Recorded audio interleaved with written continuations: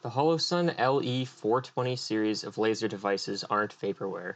A local gun shop ordered in a single unit for some inexplicable reason, so I swooped in for a physical purchase instead of tracking down a used D-ball or something online.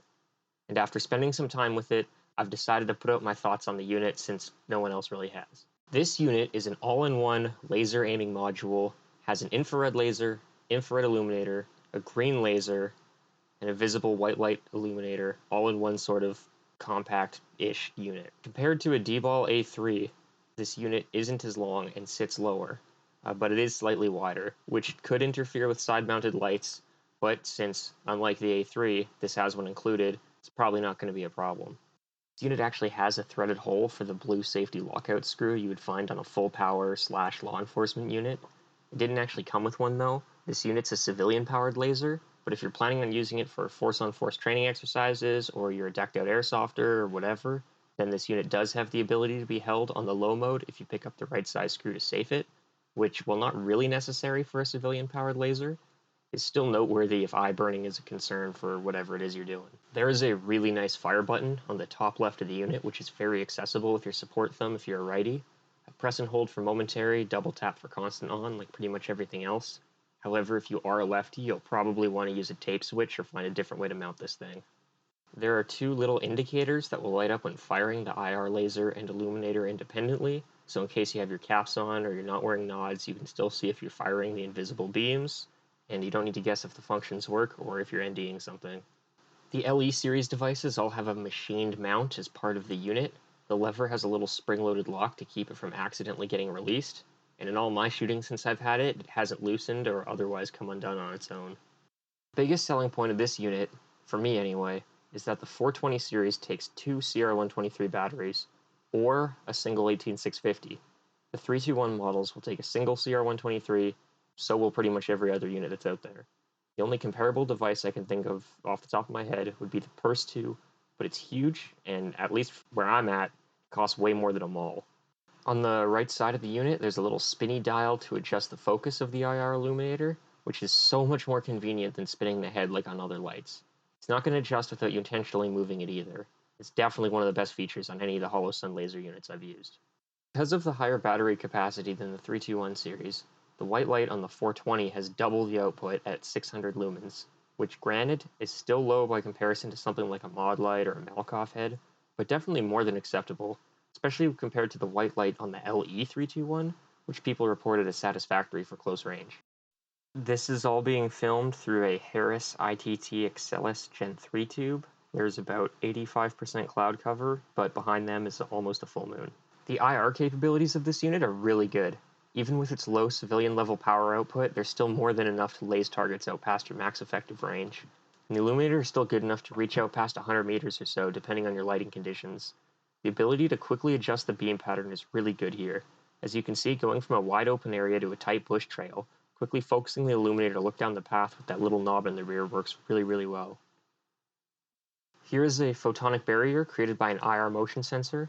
On illuminator high mode, it pushes right through to the bushes about 50 or so meters away, but on low mode, it's hardly visible to the other side.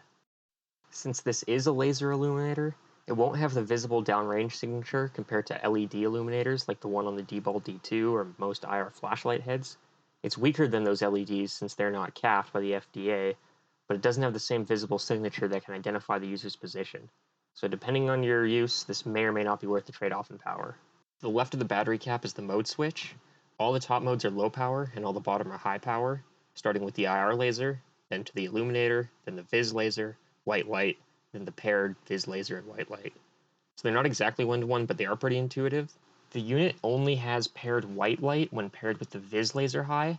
It's not really a problem, but will eat batteries quicker if you just want to use the light as a super bright light.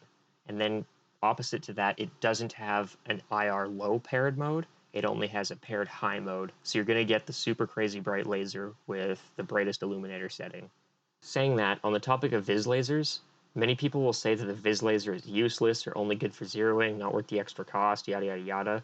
But this little anecdote here from Tactical Rifleman and the use of a Vis laser as a non-lethal deterrent kind of made me rethink their usefulness.